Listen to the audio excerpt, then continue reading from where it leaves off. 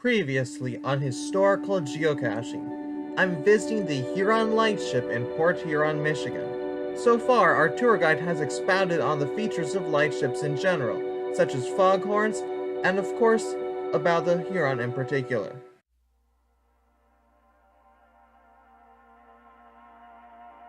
Let's go over to the right.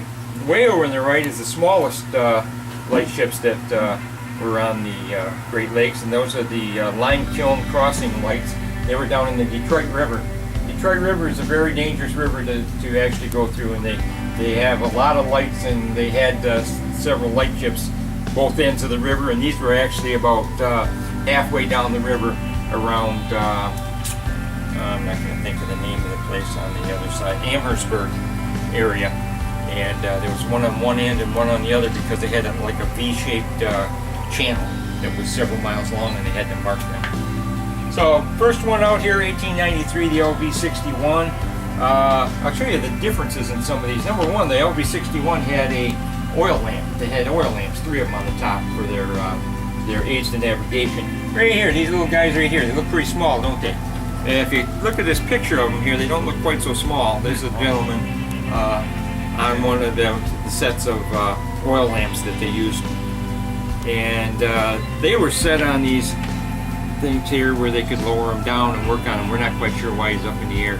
Of course, we don't know. He may only be 3 feet off the deck. You know, this could be staged.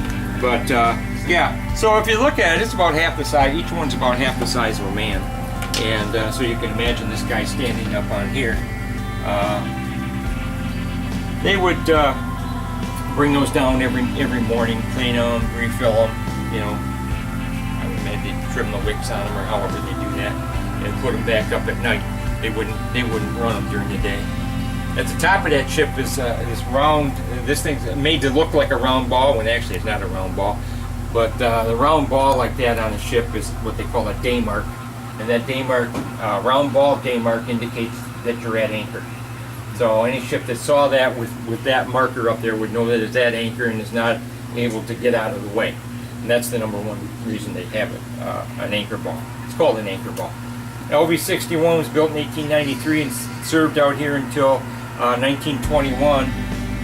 By the way, it was a scow. It had to be towed out there and anchored. It didn't have any motor power whatsoever. It does have a boiler on there, but that's for heat and to run the steam fog whistle. If you notice, it's got a really tiny little fog whistle too, a 6-inch fog whistle. 1921, we have the steel hull ship that went out there. A couple of the improvements are, number one, it has electric lights, and number two, it has a mushroom anchor. Mushroom anchor is the ideal anchor for sand situations, and that's what they're anchored in sand. This anchor here would just pull right through the sand. Not a real good anchor for that job, although it was there from 1893 till 1921. So, and it always had that anchor. In 1913, when the storm of 1913 came through, a huge cyclone that came through here, it was torn away and ended up over in the Canadian shore. So this guy never moved, but he never had the storm of 1913. But I'm pretty sure he would have stuck there with that anchor. Our mushroom anchor is 6,000 pounds. So and they're built like a saucer, so they just dig themselves right into the sand. So in 1935, this guy came along. That's us. And that's when we became the Huron. That shows the ship in its original configuration with the gas light on the top and a 10-inch foghorn. By the time it got out here, the foghorn I think was still the 10-inch foghorn, but the lights had been changed to the electric lights that we have now, which are shown on this ship here. This is our current configuration. We didn't get to look just like this until 1947. The end of 1947, they took the ship up to Saginaw, Michigan, and they tore out all of the steam and put in diesel power.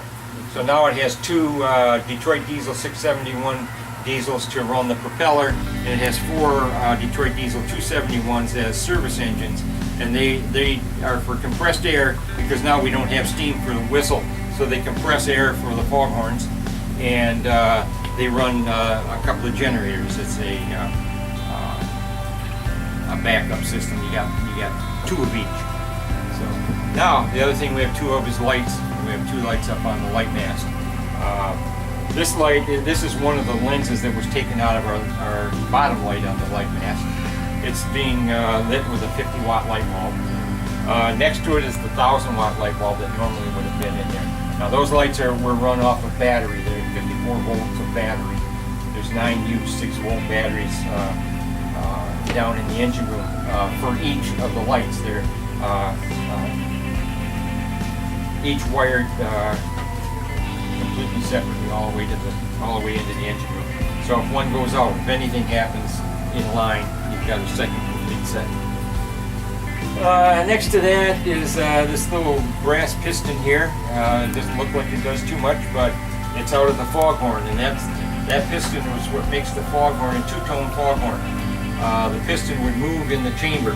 So when the piston was down in this low, it would have a smaller chamber, give a higher pitch, and then there's electrical relays.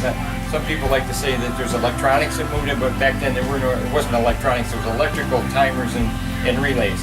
And after 3 seconds, then it would let loose of the piston, and it would slide up and give you the deeper tone. So it would do B, O, like that. And that's what, in fact, you could hear that in town. It's 6 miles up, and it's audible for at least 8 miles. And when there was a north wind, you could hear that from town. But not for long, because once the north wind came, then all the fog would go away.